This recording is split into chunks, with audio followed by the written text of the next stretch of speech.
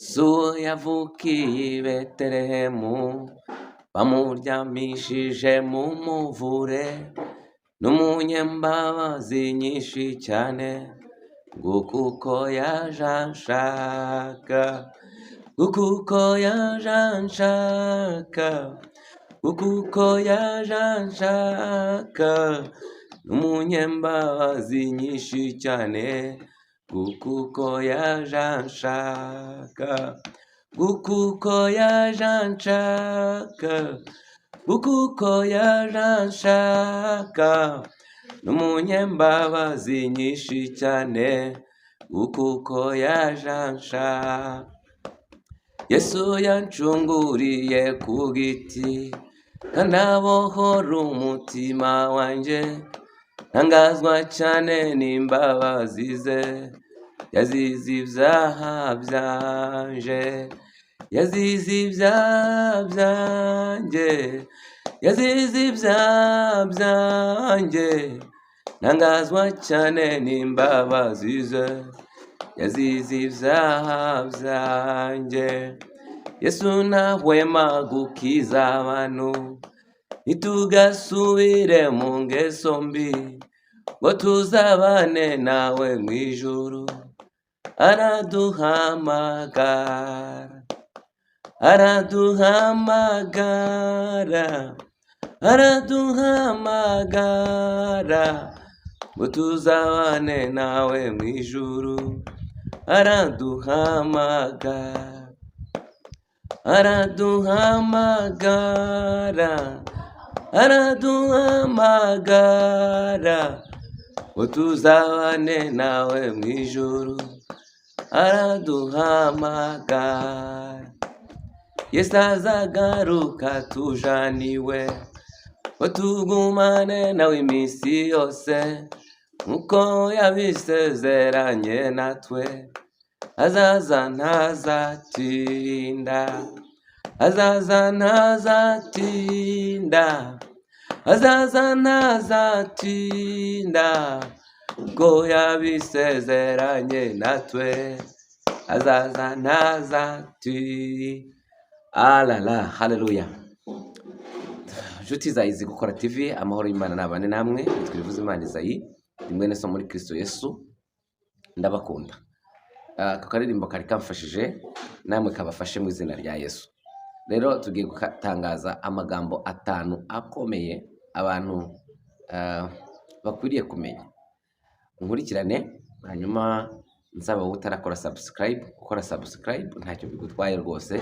Hanyuma gukora share na comment nabyo ni ingenzi, kumfashije ivuga butumwa.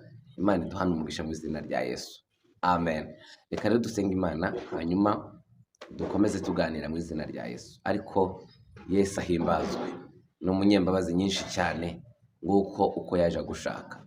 Mana, mu izina rya Yesu turagushimiye kuko imbabazi zawe zihora witeka ryose. Reka ubuntu bwawe bube hagati muri twebwe, kandi umuntu wese unkurikiranye, Mwami, yunguke kumenya. Urakoze, bana natwe muri byose muri iki kiganiro, kandi ugiherekeresha imbaraga zawe mu izina rya Yesu Kristo. Amen. Imana ibamugisha mu izina rya Yesu. Imana yigeze gutuma Ezekiyeli mu bice 2, uhereye ku murongo waho wa mbere ukageza ku murongo w'8, yamutumye nk'amagambo akomeye. Imana imutumye ku bwoko bwa Isirayeli, iramubwira ngo navuge, arangurura avuge, abantu bakumva cyangwa batakumva, ariko igihe bazaba bahuriyemo n'ibyago, bagiriyemo amakuba, baboneyemo ibihano, bageze gute, ngo nibwo bazahera ko ngo bamenye ko bari kumwe n'umuhanuzi w'Imana. Rero ndifuza ko abantu tutarinda kuba nk'ab'inzu y'abagome. Pawulo yigeze kwandika mu bice 10 by'Abakorinto, avuga ko ngo ibyabereye cyangwa se ibyabaye ku Bisirayeli ngo byatubereye akabarore, ngo kugira ngo tudahava twifuza ibibi. Rero muntu nkurikiranye, ndifuza ko ibyabaye ku bantu bagiye batubaha Imana, ndifuza ko wowe bitakubaho, kandi warabwiwe, kandi warasomye, kandi warumvise. Ukwiriye kwitandukanya n'ikintu cyose cyatuma Imana izaguhanana n'abatayumvira. Imana rero itugirire neza, turasabye kuba mu bumva apana mu batumva, turasabye kuba mu bumvira apana mu batumvira. Imana ibigufashemwo nanjye bimfashemwo, tubane n'Imana mu izina rya Yesu. Bwana asifiwe sana, Imana ihimbazwe cyane. Ijambo rya mbere numva nshaka gutangariza isi n'abayituyemo, ndashaka kubatangariza neza ko Imana y'ukuri, Imana umuremyi wa byose, Imana umuremyi wa bose ari Imana iriho. Ni Imana iriho. Imana yaturemye iriho. Imana yaremye abagabo iriho. Imana yaremye abagore iriho. Imana yaduhaye kubaho iriho. Imana yo mu ijuru iriho. Hari abantu bagira igihe cyo kwiga, bakiga amashuri, bagasoma inzandiko zitandukanye, bagasoma ibitabo bitandukanye, bakagera ubwo ubwenge navuga ngo buyobye, bakagera ku rugero rwo kuvuga ngo tumaze kubigenzura ku masomo tumaze gusoma cyangwa se mu masomo tumaze kwiga, dusanze nta Mana yigeze ibaho. Ubu dufite abantu bafite amadigiri, dufite abadogiteri, dufite abantu bahakana Imana kandi bitwa ko bajijutse. Bakavuga ngo nta Mana iriho, ngo umuntu ngo yavuye mu ngagi, abandi ngo umuntu ngo yavuye mu biki. Ariko bene data, nagira mbabwire ngo Imana iriho. Imana iriho. Imana umuremyi iriho. Ituma bucya iriho. Ituma bwira iriho. Ituma imvura igwa iriho. Ituma izuba ryaka iriho. Haleluya. Imeza imyaka ikera ikavamo bya bindi byose, buriya ni ubuhanga bw'Imana. Imana iriho. Imana yaremye isi n'ibiyuzuye. Imana yaremye imisozi. Imana yaremye inyanja. Imana yaremye ibiti ikarema imbuto zitandukanye. Imana iriho. Imana umuremyi wa bose, Imana umuremyi wa byose, Imana iriho. Muntu watekerezaga ko Imana itariho, nagira ngo nkubwire ngo garura ubwenge bwawe, ufite umuremyi. Imana ni umuremyi. Imana niyo mugenga wa byose na bose. Imana iriho. Nasomye muri Zaburi, ngira ni muri Zaburi ya 12, harimo ijambo rivuga ngo umupfapfa ajya yibwira ngo nta Mana iriho, ariko ngo abantu ngo bononekaye mu bwenge, bononekaye mu bitekerezo. Abantu bavuga ko nta Mana iriho rwose bafite ibibazo bikomeye. Imana yacu iriho. Abemera ko Imana iriho, haleluya, tuyikomere n'amashyi mu izina rya Yesu. Imana yacu iriho, tuyihe n'icyubahiro. Duhaye Imana icyubahiro. Ariko cyane cyane izi ni geste ariko zikwiriye guturuka mu mutima, kuko icyubahiro cy'Imana, Imana iriho. Imana iriho. Imana iriho kandi icyubahiro cyayo gihoraho iteka ryose. Nagira mbabwire ngo mu bakomeye bose babanje, nta muntu n'umwe wigeze ugira icyubahiro gihoraho. Oya, icyubahiro cyabo kigeze kubaho ariko kirarangira. Ariko Imana yacu yaravuze ngo icyubahiro cyanjye gihoraho iteka ryose, kandi icyubahiro cyanjye sinzagiha undi. Ariko icyubahiro cyabo mu isi kijya kirangira kigahabwa abandi. Ariko icyubahiro cy'Imana, haleluya, gihoraho by'iteka ryose. Imana ishimwe. Imana iriho. Imana iriho. Imana iriho. Ntangarije abantu batuye isi yose, batuye mu Rwanda, batuye muri Afurika, batuye mu bihugu by'ibiyaga bigari, aho muherereye hose, abazungu n'abirabura, abarebare n'abagufi, inzobe n'ibikara, ababyibushye n'abananutse, ndabatangariza ko Imana iriho. Imana umuremyi wa byose, Imana umuremyi wa bose, Imana iriho. Nyiri cyubahiro urenza abanyacyubahiro bose ariho. Uvuga ijambo rimwe gusa bikabaho, utegeka bigakomera, ariho. Ibwira umuntu ngo arare ku isi bikemera, iriho. Iriho. Ihoraho iteka ryose, iriho. Imana ibahereze umugisha kuba mu by'ubwisi. Cya kabiri, ndatangariza ku mugaragaro neza ko Kristo Yesu umwami, ari umwana w'Imana, wabyawe n'Imana mu buryo bw'ibitangaza.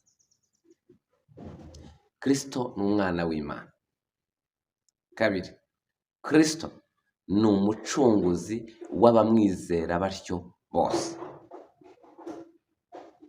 Kristo ni umwana w'Imana kandi Kristo ni umucunguzi w'abamwizera bose. Kristo niwe wenyine wahawe ubutware bwo gukuraho abantu ibyaha byabo. Ubwo butware buri muri Yesu wenyine. Bwana asifiwe. Yesu ni umucunguzi. Yesu ni umwami. Yesu ni umwana w'Imana. Yesu ni Yesu we. Bibiliya iravuga ngo uwizera uwo mwana aba abonye ubugingo buhoraho. Uwanditse mu byakozwe n'intumwa, ngira ni mu bice 4 ku mirongo yaho yo hepfo, harimo ijambo rivuga ngo nta rindi zina abantu baherewe gukirizwamo uretse izina rya Yesu. Muri we niho harimo gukira. Kristo niwe wenyine. Rero abantu bafite ibindi bishiriyeho, ariko byose ibyo ni ibinyoma. Kristo ni umwana w'Imana.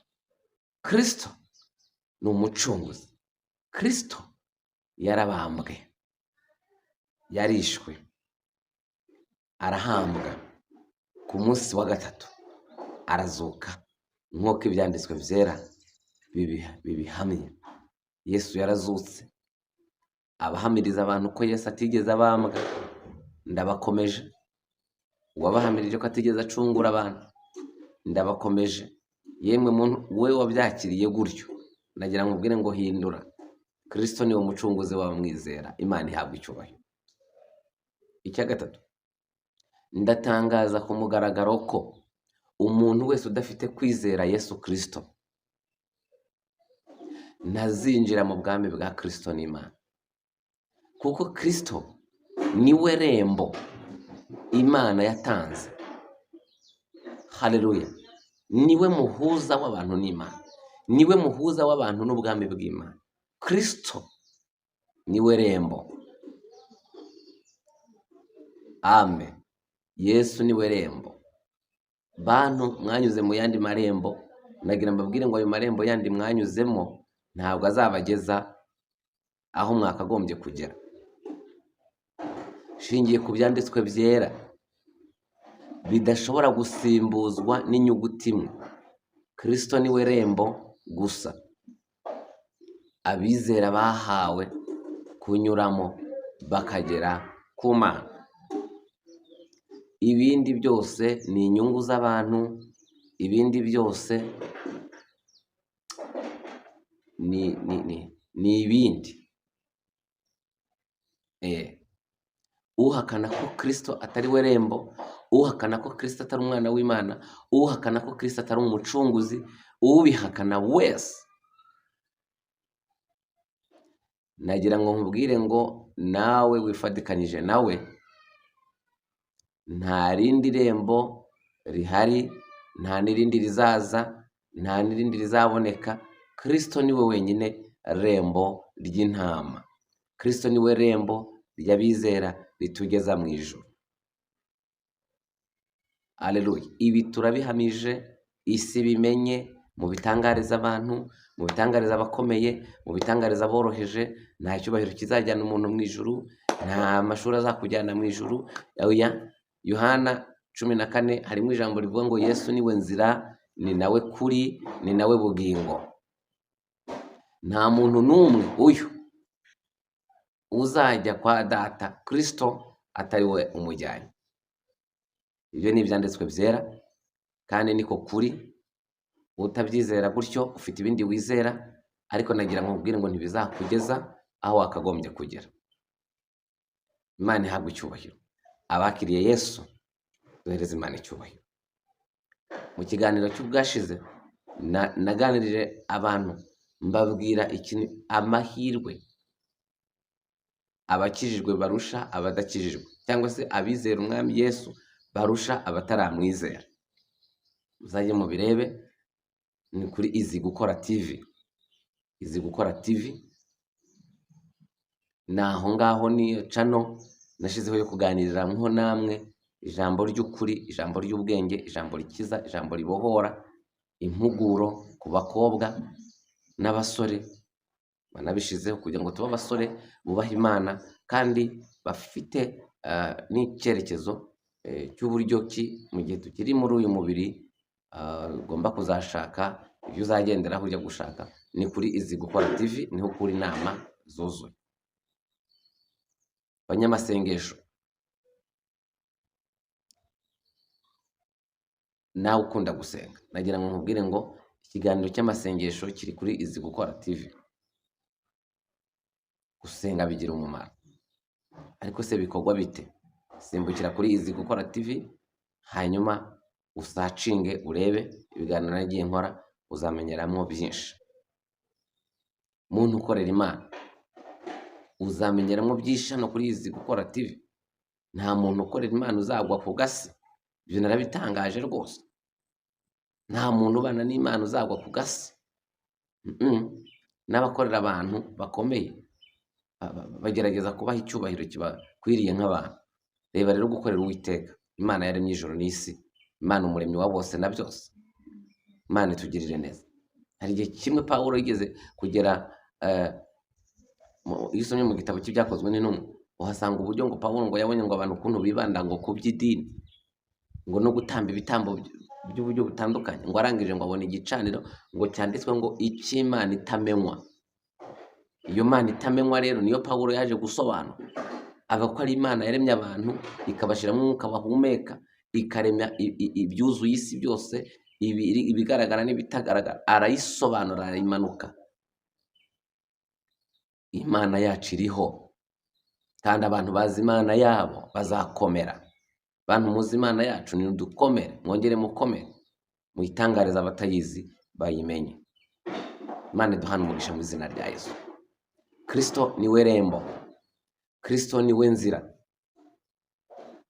indi ntibaho, indi ntibaho. Leta yacu y'u Rwanda yashyizeho ibintu by'irembo. Hari serivisi udashobora kubona utagiye ku irembo. Nta yindi nzira wakoresha ngo ugere kuri ibyo bintu udaciye ku irembo. Rero nagira ngo mubwire ngo Kristo niwe rembo riduhuza n'Imana, Kristo niwe rembo ritugeza mu ijuru, Kristo niwe rembo Imana ihabwa icyubahiro.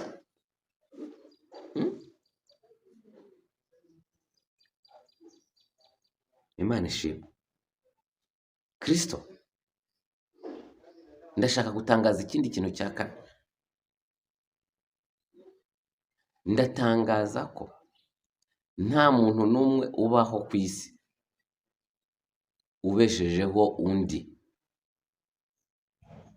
ahubwo umuntu wese ahava akagera abeshwaho n'Imana. Hatazagira umuntu agukanga ngo atariho ngo ntiwabaho. Wabaho rwose.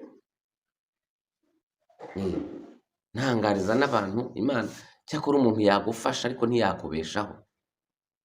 Imana niyo ibeshaho. Bwana asifiwe. Imana niyo ibeshaho. Imana niyo ibeshaho umuntu akabaho. Aho iyo umuntu ari wabeshaho undi, ziriya mpinja zivuka bakazita mu ishyamba mu makarito n'ahandi, ntabwo zakabayeho. Ariko dufite abantu babyawe barajugunywa, ariko Imana ibabeshaho, barabaho. Niba ushaka kumpa ubuhamya, kuntera inkunga no kungira inama, mpamagara kuri 078 17 10 11 6. 078 17 10 11 6. Imana niyo ibeshaho. Haleluya. Uriya muntu adahari wabaho. icyo numva nshaka kuvugamo ni iki? Ndakeneye ko ibyiringiro byacu, ibyiringiro byawe muntu nkurikiranye, bigiye kuba mu muntu. Ibyiringiro byawe bizane ubishyire mu Mana.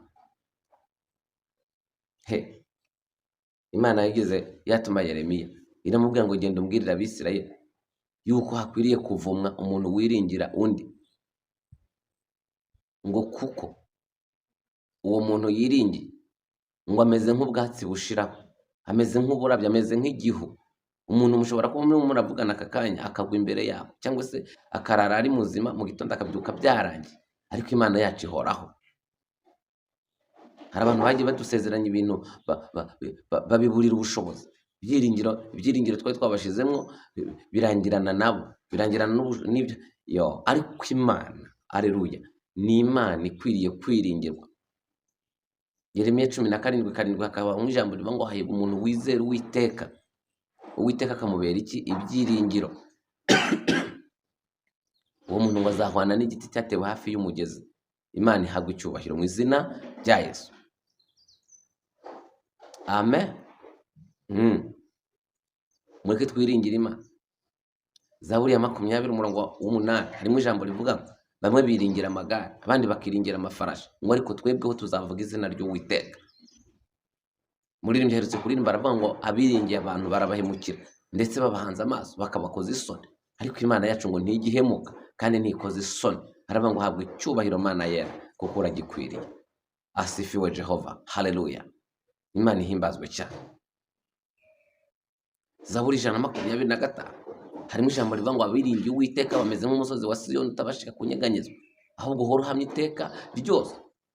Umuntu wari ufite ibyiringiro mu muntu, iyo umuntu wamugize nk'Imana muri wowe, anagukoresha ibyo ashaka gukoresha. Ubu dufite abantu bemera bagakoreshwa ibyaha kugira ngo bitwe ngo ko babayeho. Oya, arimo kugufasha iby'akanya gato, ariko ejo bishobora kurangira, kandi waranandavuye, wararetse Imana. Ndakeneye ko niba wari ufite ibyiringiro mu muntu, rekura, shaka Imana, izera Imana. Umuntu nagufasha rimwe, cyangwa se umuntu nagufasha, uzamushimire turorakoze, ariko nugera imbere y'Imana uzabikube 7, kuko umuntu wese ahava akageragira ibiganza byakira, ntagira ibiganza bitanga. Ibiganza bitanga ni iby'Imana. Imana ihabwa icyubahiro. Imana niyo itanga. Ubwo rero Imana ibikuramburiye ikiganza, ikoresheje biriya biganza, ni Imana ibibikoze. Kuko Imana itabikoze, nta muntu n'umwe wagira umutima wo kuguha, ntawubaho. Ariko iyo Imana iguhaye, iguhera muri bene data, ikakuramburira ikiganza, igafata ikiganza igakora, kuko hose ni mu kwayo, igukoreramo ikaguhereza inyuze muri wa muntu. Icyakora n'abemera gukorana n'Imana nabo turabasabira umugisha mu izina rya Yesu. Muntu ujya wemera kumva ijwi ry'umutima, ijwi ry'Imana rikubwira ngo kora iki, itegeko ry'Imana rikakubwira ngo kora iki, ukagikora, nawe uhabwa umugisha. Kuko uba ukoranye n'iki? N'Imana, uba wumviye Imana, uba ubaye umufatanyabikorwa n'Imana. Ukwiriye umugisha w'Imana, ukwiriye kurama, ukwiriye kubaho mu izina rya Yesu, kugira ngo ukomeze gukora imirimo myiza mu izina rya Yesu. Imana ishimwe cyane. Ariko nagira ngo mbwire ngo ntabwo uriya muntu ntabwo ari we umubeshejeho, ahubwo abeshejweho n'Imana. Cyakora uramufasha nk'umuntu Imana yahaye uburyo, ariko tubeshejweho n'iki? N'Imana. N'ikimenyimenyi, wagiye witabye Imana, warwaye se waheze mu bitaro, ubuzima burakomeza. Urakoze Imana. N'ayo magambo numva nashaka gutangaza, abantu bakayumva, abantu bakayamenya, abantu bakayasobanukirwa. Imana ihabwa icyubahiro. Nsoza, nagira ntangariza abantu batuye isi, mbatangariza ko ibyo mubona, ibiriho mubonesha amaso, n'ibyo mutabonesha amaso, nagira ntangaze ko kurangira kw'isi kuri bugufi,